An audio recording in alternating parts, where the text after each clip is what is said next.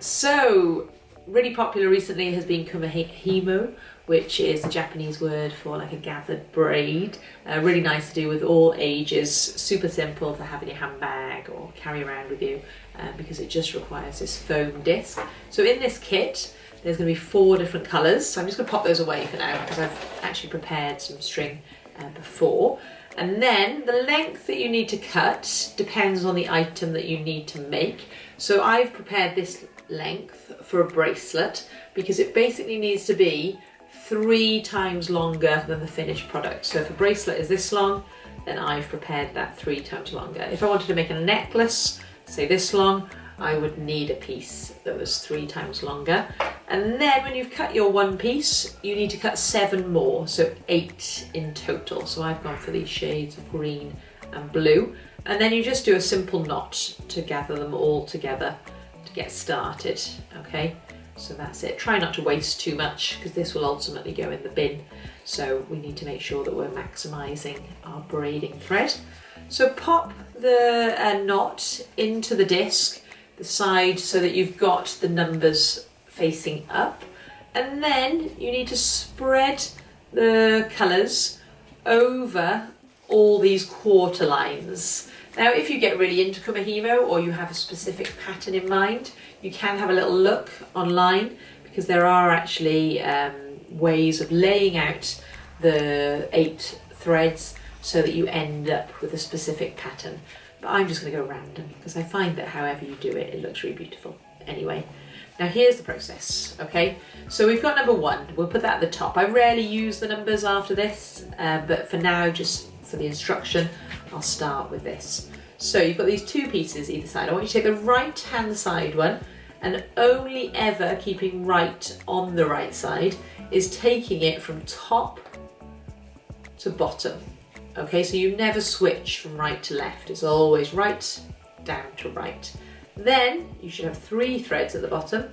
So you're going to take the left hand side one, which is the one which is currently between 17 and 18, and you're taking him up to the left hand side. Okay, so I will actually just show you that one more time because once you've got this, then you will be off. That literally is what Kumihimo is. So one more time. So you've got the north one, the top one. On the right, you take it down to the south position or the bottom position, and then the left hand side one, you're taking from the bottom up to the top. Okay, that is the move.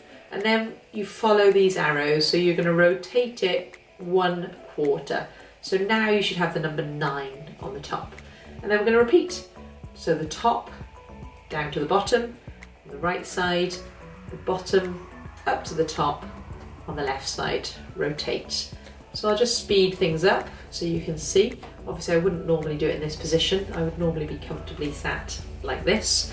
And then I've just got a few top tips for you. So just in case you lose your way or get a bit lost or need a break, you can do that. So you can identify which ones you did last. They're the ones that are sat on the top there. So if that happens, then you know that one of these pairs that are underneath are the next 2 to go. It doesn't matter whether you go here or here, and you just carry on as normal. The pattern will continue. Okay, so using the threads that are underneath, that's my first top tip. And then the other one is that if you need a break and you just, you need to put it down for a second, leave it in this position where you've moved 1 and you have 3 in the bottom. Because then when you come back, you can easily see, oh, I remember, I must have to change this back to there, rotate. So like I said, I totally have lost interest in the numbers now. Try and just zone them out because they're not really necessary. And what I want you to do is just carry on all the way until the thread's gone, and then I'll make a quick other video to show you what to do when you get to the end. All right, enjoy.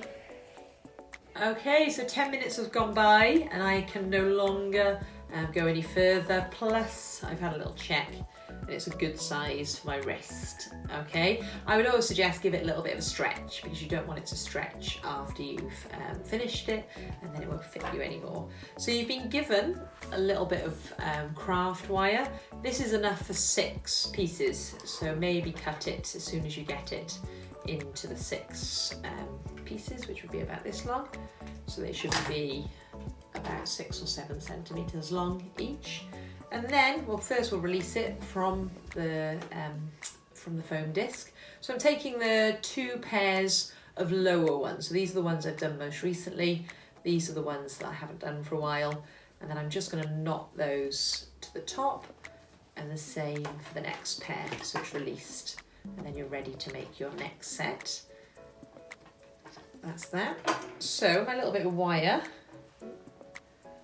all I'm going to do is I'm just going to wrap it around the braid really tightly. If you do have like a little pair of craft pliers at home, it would be really handy to use those, because that would make it super secure, because you don't want it to pop and open, because then you're going to be stuck with like a dissolving braid. But I think I've done that tight enough. We're going to do this section quite quickly. We're not going to cut them and then leave them for a couple of days. I would suggest you do this bit all at once. So I've got also quite a good pair of scissors out to speed things up a little bit and make it a nice good cut. And I'm cutting it really close to that wire, and then you get this kind of like slightly crazy haircut. So to make things a little bit easier, I would suggest that you kind of made it point so it inserts into the ends, the barrel ends, nice and easily. And then all you're going to do is you're just going to fill this with 50, I say fill, half fill this with glue, so 50% glue. And you've got this little stick which would be handy to keep to hand, because that's going to help if any ends stick out. Don't obviously use your fingers. So this is definitely going to be an example of that. I haven't made that so neat. And you've got to act quite quick because it's super glue. So I'm just going to force it in and then leave it to dry for a minute. Now my wire didn't go in, which is fine. It's good if it either goes in, so it's trapped inside, or it stays out, because then you can just unravel it and disregard it. And then you're just going to make sure you know the size of the bracelet so you can measure it on yourself. And I'm going to make quite a big one because I like to find it a bit easier to put it on. All these instructions, by the way, come on the sheet that comes in the box as well, so don't worry too much. So I'm going to make it about this long. I'm going to add my bit of wire, wrap it round nice and tightly, get my good scissors, make sure it's a bit tighter. I do often use pliers, but I'm risking it for you guys. The other thing you could possibly use, if you've got those little like heirloom, those little mini elastic bands that were all the rage a couple of years ago, they make really good ways to seal the ends. So just do my little haircut, make it a little bit easier for me. And then the other end, again, 50% glue. Get my little stick ready to go. Force it in there, pushing it in as fast as you can. Not worrying too much about the wire. There we go. All in. And then what I'll do is I'll just remove this bit of wire I don't need. And I have a pretty cute little Kumihimo bracelet ready to wear. Enjoy making yours.